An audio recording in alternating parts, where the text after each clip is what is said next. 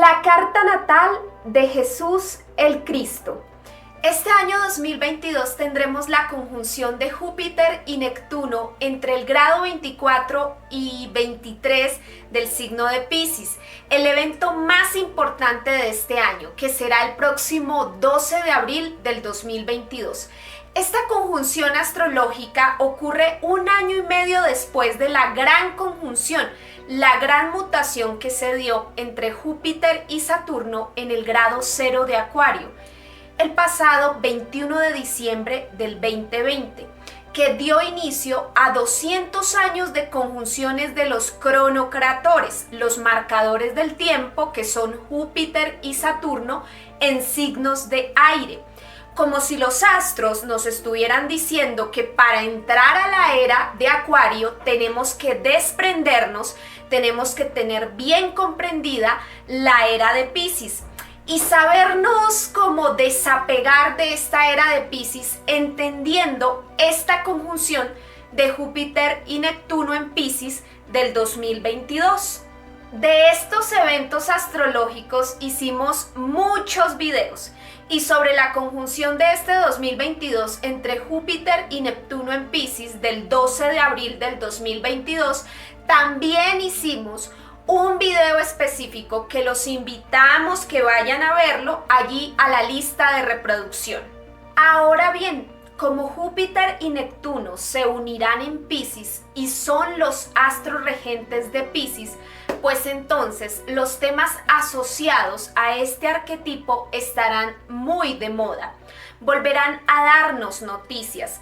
Ya salió la película The Matrix Resurrection el pasado 22 de diciembre, que está basada en la filosofía platónica, en la filosofía hermética y en el cristianismo gnóstico, que por cierto ya expliqué en el video sobre el demiurgo, que está en mi lista de reproducción. Vayan a verlo allí porque está muy interesante. Por esa razón, en esta presentación vamos a hablar de la carta natal de Jesús el Cristo para adentrarnos un poco a las energías que nos propone este 2022. El arquetipo de Jesús el Cristo ha estado desde siempre asociado astrológicamente a la era de Piscis y al símbolo de los peces, que fue la representación simbólica de las primeras iglesias cristianas antes de usarse la cruz, que fue más un invento romano. Pero, ¿de dónde salen las eras astrológicas? Hay que entender que en el sistema astrológico lo que se hace es tomar el ciclo de precesión de los equinoccios, que es el tercer movimiento de la Tierra, muy imperceptible y lento, que dura 26.000 años y se divide en 12 eras astrológicas de 2.160 años cada una aproximadamente. Los mayas usan el mismo ciclo, pero lo dividen en 5 soles de 5.200 años, pues para ellos el número 5 es el número mágico que da centralidad a todo.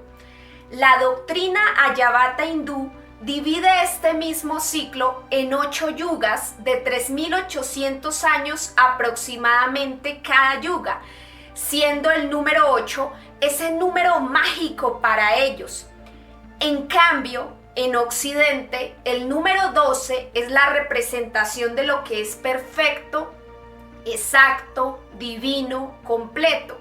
Entonces, como ven, cada cultura divide el mismo ciclo de precesión de los equinoccios en el número mágico en el que ellos creen. Ahora bien, para los occidentales, cada era astrológica está representada por un avatar, que son personajes que impulsan ese ciclo, así como por paradigmas, que son modelos generales.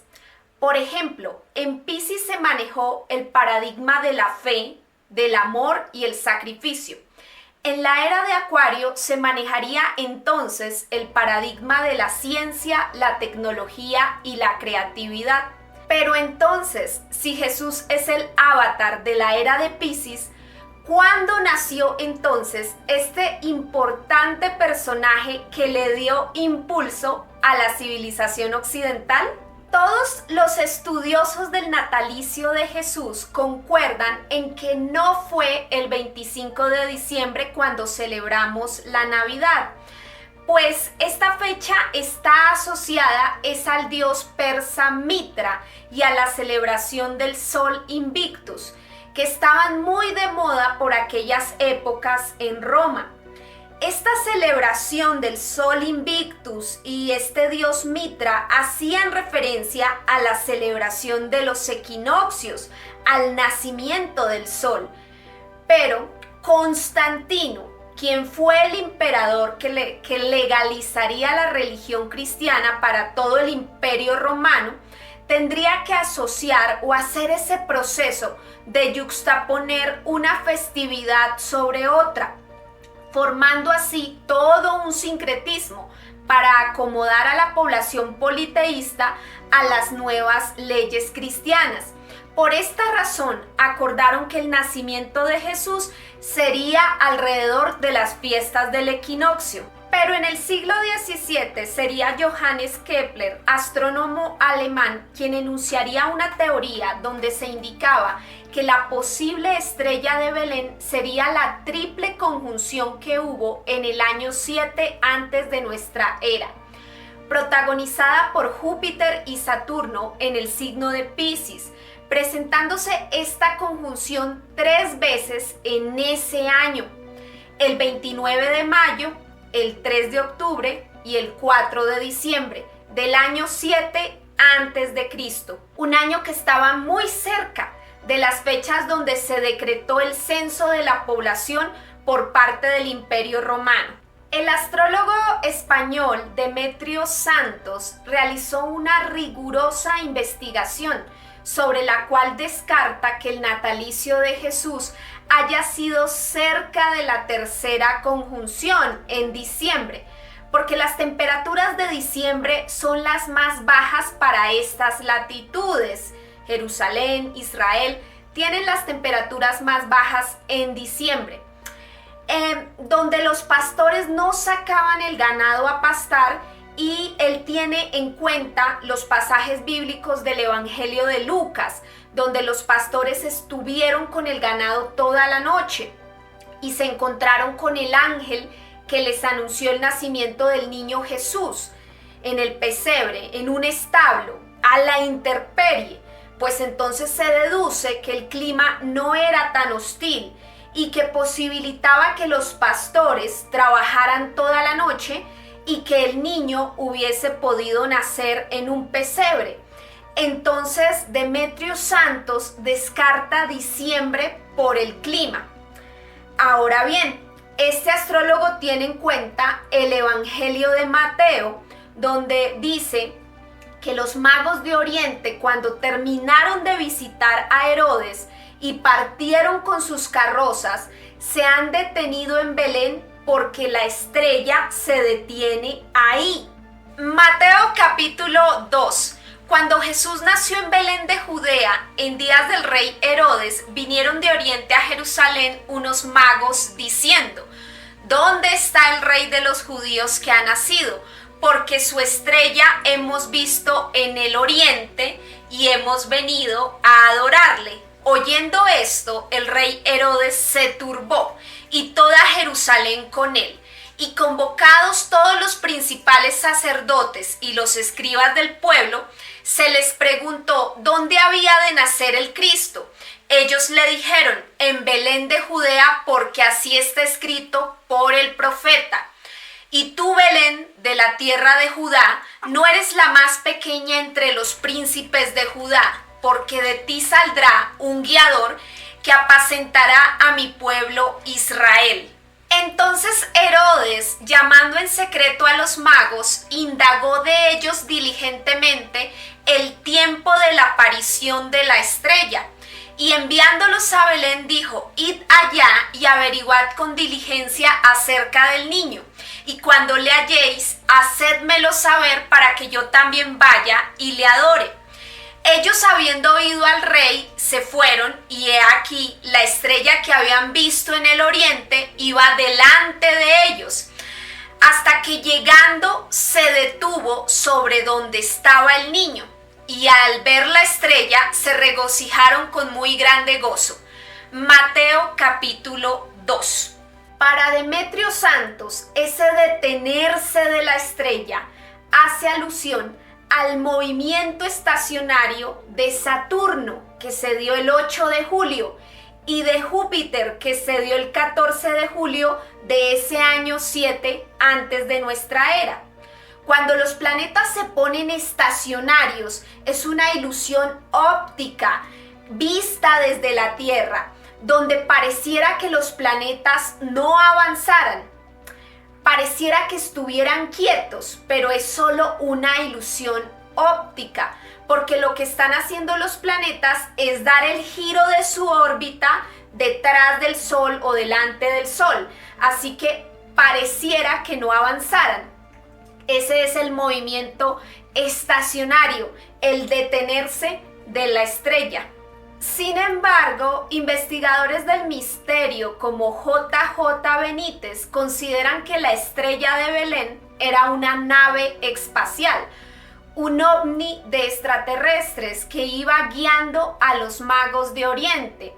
Pero yo personalmente no estoy de acuerdo con esta teoría, aunque yo sí creo en los ovnis y en los extraterrestres, pero considero que esta teoría devalúa todo el conocimiento, todo el saber que estos magos traían de la escuela de Sipar en Babilonia, donde estos magos traían todos los mejores conocimientos, se formaban como los mejores astrónomos y astrólogos de la época, que conocían todos los movimientos celestes y sabían que esa conjunción inauguraba la era de Piscis y que por tanto alguien muy especial habría que nacer en Judea, un territorio asociado al arquetipo Piscis en sus mapas astrales.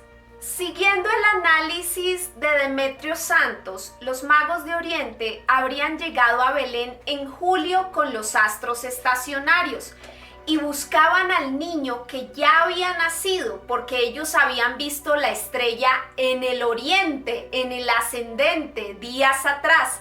Por eso cuando llegaron con Herodes le preguntaron: ¿dónde está el rey de los judíos que ha nacido? Porque su estrella hemos visto en el oriente y venimos a adorarle.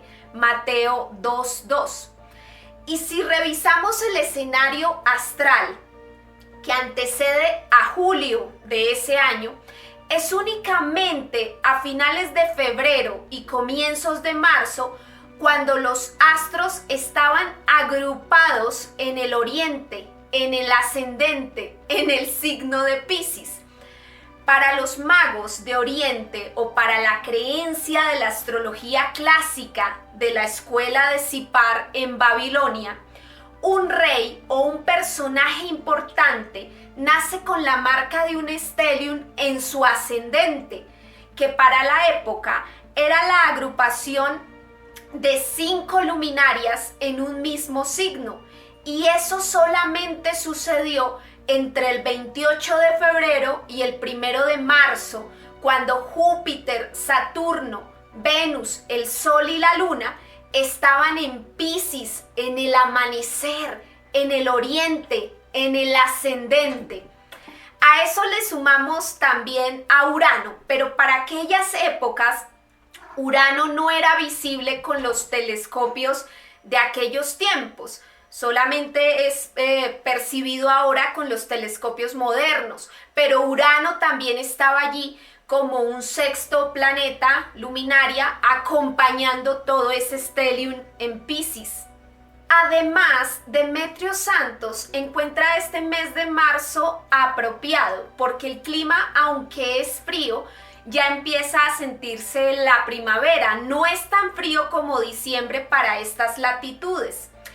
Siendo entonces 28 de febrero o 1 de marzo del año 7 a.C.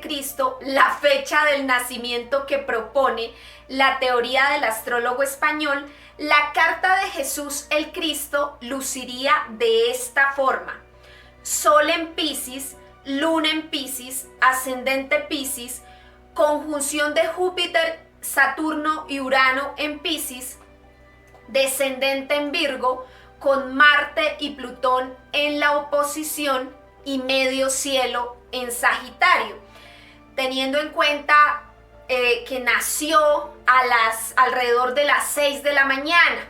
En el ascendente, en el oriente, se observaban todas estas luminarias. Si esta carta llega a ser cierta, el medio cielo en Sagitario representaría esa vocación o profesión de líder y maestro del mundo, con una capacidad enorme para expandir su mensaje y que llegue como una multinacional a todos los rincones de la tierra. Y pues justamente así fue. Lastimosamente, en muchos territorios su mensaje se impuso con espada y sangre. La oposición de Marte y Plutón en Virgo representarían fuertes enemigos que estaban al servicio de otro amo: el Imperio Romano, Satanás, los patriarcas judíos, en fin. Virgo representaba esos servidores del poder que le hacían la contra a Jesús.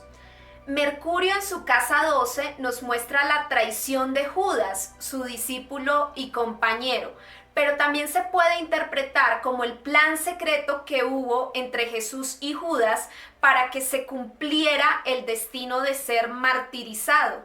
La casa 7 estaría relacionada con su supuesta esposa, que sería María Magdalena, para la teoría obviamente del Código de Da Vinci. Y esta casa 7 está en Virgo, lo que nos habla de una mujer muy femenina, entregada a la misión, al servicio, al trabajo, muy enfocada, pero con Plutón allí su personaje pudo haber sido percibido como una mujer peligrosa, poderosa, que en últimas el patriarcado disfrazó de prostituta, porque no hay mayor peligro que una mujer empoderada.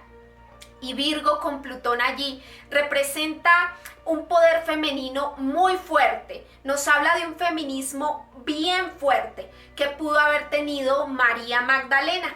Y su astro regente Mercurio está en casa 12 escondido, como si esta relación entre Jesús y María Magdalena se hubiese ocultado y escondido, porque no era estratégico para vender la historia de un superhombre increíble que no necesitaría del apoyo, el amor y el sexo femenino, como si él no hubiese encarnado en Homo sapiens por Dios.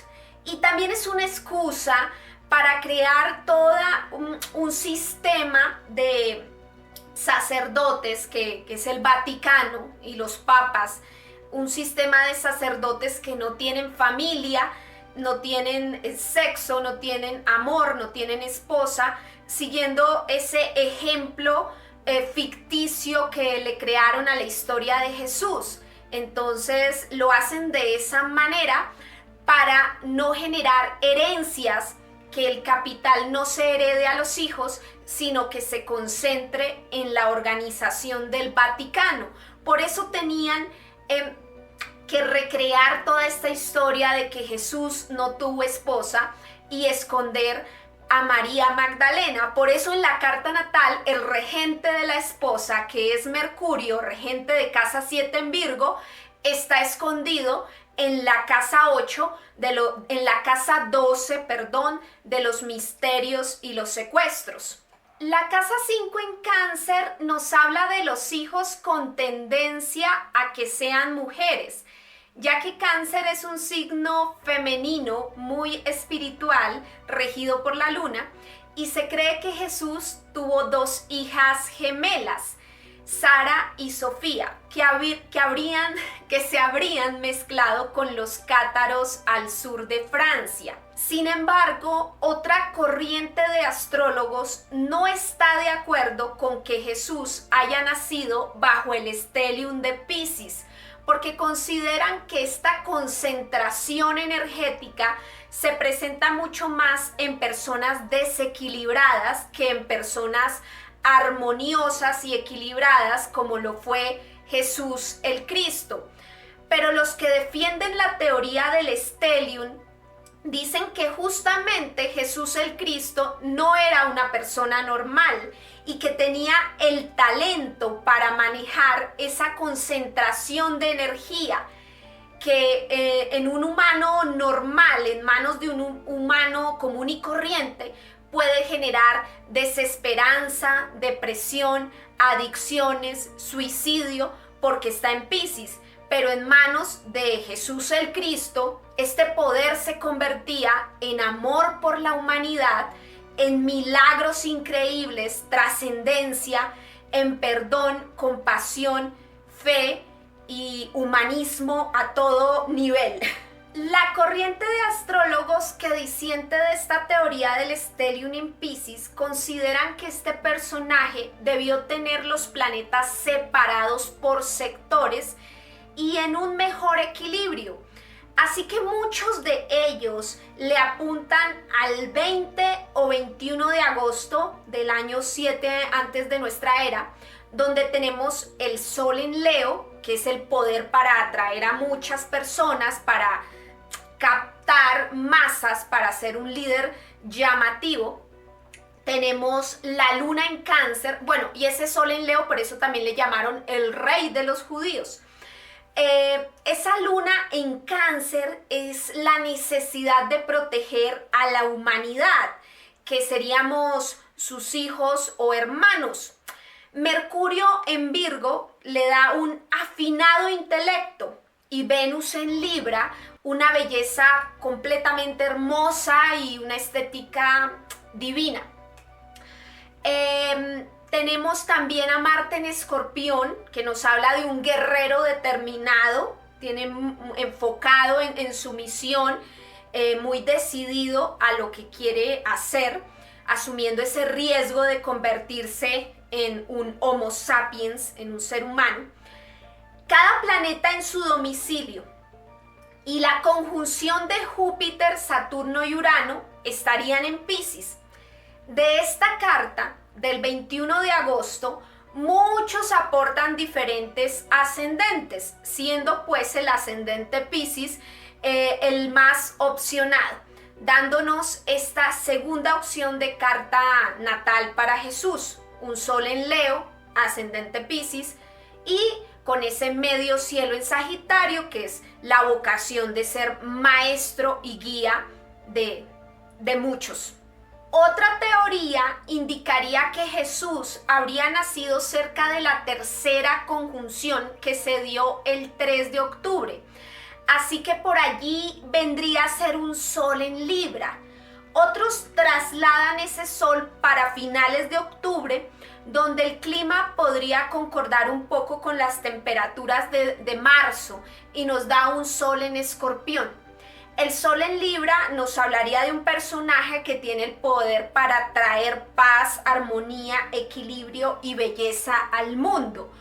Mientras el Sol en Escorpión tiene el poder para traer la transformación profunda del mundo. Sobre este Sol en Escorpión hay muchas teorías. Es un transformador, no trae la paz ni armonía, sino todo lo contrario, va a traer es división, guerra y conflicto, porque su mensaje no es estratégico para los poderosos, un mensaje de compasión, de amor por la humanidad, no le sirve a las personas que tienen bajas pasiones. Entonces lo que iba a traer era conflicto.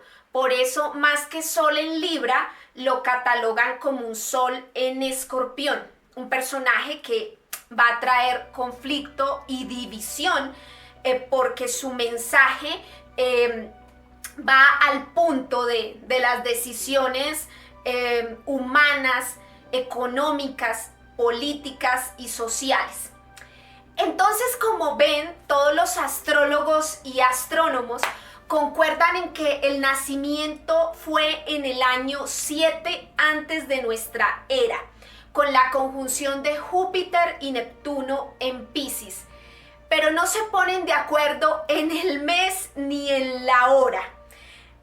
Demetrio Santos hace un acercamiento y tiene en cuenta la literatura, entonces Yo estoy un poco inclinada a esa teoría, pero también me llena mucho la teoría de Sol en Leo. Bueno, ahí realmente es algo muy difícil de precisar. Cada astrólogo tiene su propia visión. Cuéntame tú cuál crees que sea la carta natal de Jesucristo. Escríbemelo ahí en los comentarios. Y finalmente, pues lo importante aquí, en últimas, es entender el mensaje de Jesús y seguir su ejemplo. Un ejemplo de humanismo, de compasión y de perdón. A veces somos muy duros juzgando, criticando a la gente. Somos unos legisladores, unos dictadores, unos jueces de los demás. Y no nos damos cuenta que pues somos humanos, también nos equivocamos, también cometemos errores, así que practicar toda esta energía crística, vibrar con eso, es realmente ser más compasivos con nosotros mismos y más compasivos con los demás.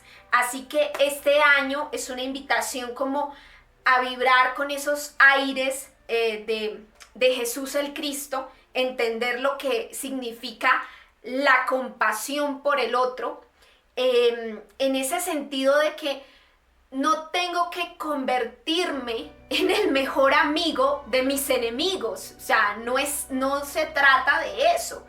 Hay diferencias, lógicamente, pero no guardar ese odio, ese rencor.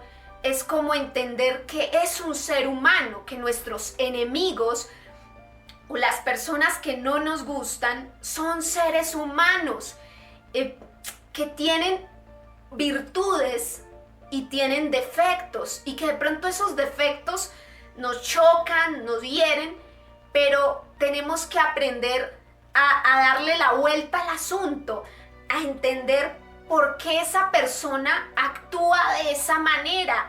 Está presa en la Matrix, está presa de sus pasiones. Entonces es como quitarle tanta rabia y odio al asunto y entender por qué el ser humano actúa como actúa. Llegar a ese punto, a esa comprensión, nos ayuda como a salirnos de ese fango del odio, del rencor, y alejarnos del sentimiento, y todo lo contrario, aprender a tener compasión por todos los seres humanos, por el que se equivocó, por el que sufre, por el pobre, por el enfermo, por el débil, por todas las personas, tener compasión.